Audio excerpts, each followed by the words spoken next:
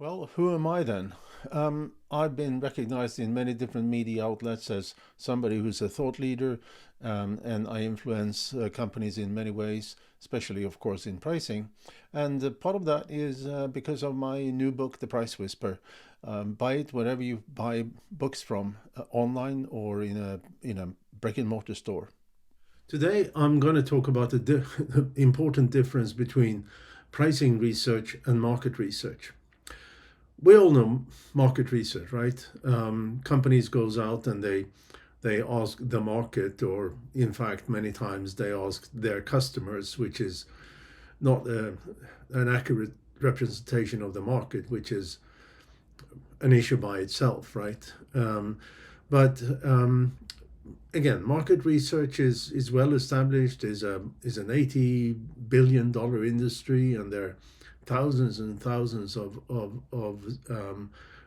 companies doing market research, and it could be done online. It could be done in focus groups. It could be done in many different ways, and it obviously adds a lot of value because the better a company knows its market, the better it can serve that market, the better it can increase its competitiveness, and so forth. But market research is not enough, right? To summarize this, the big difference between market research and pricing research is that market research tells the company what the market wants. Pricing research, on the other hand, tells the company what the market wants to buy. And if you think about it, the difference is huge. You know, I may want a lot of different things, and I'm sure you may want a lot of different things. But out of all the things you want, you're probably not going to buy all of it, and sometimes what is called counterintuitive to want is what you're going to buy. I mean, just to give you a short example, right? Imagine this young family with two kids. The one of the parents may want that snazzy little sport car, and that's really top of the list. But they're going to buy a minivan or an SUV, right? So because their circumstance is such that what they want and what they want to buy and will buy are different. Now that's a pretty obvious example, but this happens all the time in all markets, not only consumer markets, but of course business to business as well. So what's the difference then? Well, in pricing research, you measure willingness to pay, and from a willingness to pay measurement, if it's done right, it will tell you the precise price point that will lead to the highest sales volume, and the precise price point that will lead to the highest revenue, and the precise price point that will lead to the highest profitability. Now, that is only the beginning, right? Because then those precise price points, those data from the marketplace, need to be further analyzed, right? And it's not good enough to know what a market wants to pay and what the prices should be set for the whole market. Well, it's better than guessing, of course. It's better than gut feel. It's better than just looking at a competitor. But if you want to use pricing research to drive your company to the next level, which I hope you are, then we need to look at how that data is segmented or split. And that's where the beauty of pricing research, again, when done right, is becomes evident. So let's say that you sell something B2B, and you find that from the pricing research that there is about an equal um, preference to buy this product from CEOs, from the VP level, and from the supervisor level, or director level, maybe we should say, right? So we're going down one step at a time, and so we have this situation where there is about an equal preference for this particular product in a B2B environment. But let's say then that what happens is that CEOs doesn't have a very high willingness to pay for this particular product. VPs may not have a high willingness to pay for this product, but directors or supervisors may have a very high preference to or willingness to pay for this particular product. That may be counterintuitive in some cases, but we as humans are predictably irrational, has been mentioned by Dan Ariely in his book called Predictably Irrational, and the what that means is that once you have this particular information, you will obviously target your marketing, your sales to those director levels, to those supervisors that are willing to pay the most profitable prices for the product or service. And you can kind of ignore the CEOs, and you can kind of ignore the VP level. Yes, you're going to have some sales there too, but the brunt of your go-to-market effort needs to be done towards those less senior people in a company. Just as an example. Another example that I'm using in my teachings is a consumer. It's a consumer example is takeaway coffee. This particular brand has a takeaway coffee. It's a premium brand. No, it's not one of the big ones. Okay, but it's a premium brand, and here we do a split on preferences for marketing messages.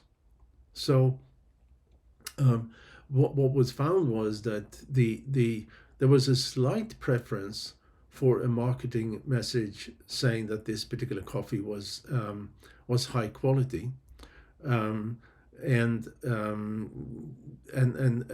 then on second place was that the just a little tad behind was that the coffee was organic, and just a little tad below that was that the coffee actually tastes better than the coffee that I would make myself. So 3 different marketing messages: quality, organic, and taste better, and about the same preference among buyers for this particular premium takeaway coffee. But when this then is split, when the predictive sales volume and revenue are split in a segmentation exercise, it was clear that there was a huge difference in what folks were willing to pay, right? And in fact, those who preferred a message of that the coffee was organic had by far the lowest willingness to buy and the lowest willingness to pay. That was followed by those who said that they preferred a message of the quality of the coffee, the beans, and so forth, that it came from a particular there was a particular bean used, and it was come from a particular place on the globe, right?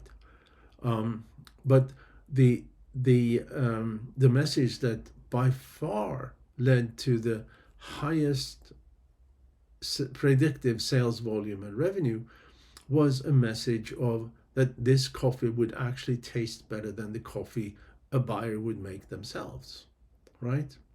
In fact, the difference was so huge that we could predict that a taste better message would drive approximately a double sales volume compared to a message of organic, right? Now, obviously, we know that there's a lot of organic stuff out there, and organic often have higher prices than stuff that is made in with more traditional methods and so forth. But in this case, for this particular company, in their particular circumstance, their location, there's this the sizes of their outlets, and so forth. It was it was the taste better that drove a much higher willingness to pay and a much higher willingness to buy, and willingness to pay, and therefore would easily take the company to the next level, because using that as the main marketing message will create so much more resource in the company to grow, to spend more on marketing, to spend more on opening new locations, to spend more on even hiring the best people, because they have so much more resource from a simple thing like a marketing message. And of course, in this particular case, this coffee company had a message of that their coffee was organic. People wanted organic, that's fine, but they weren't willing to pay for it, right?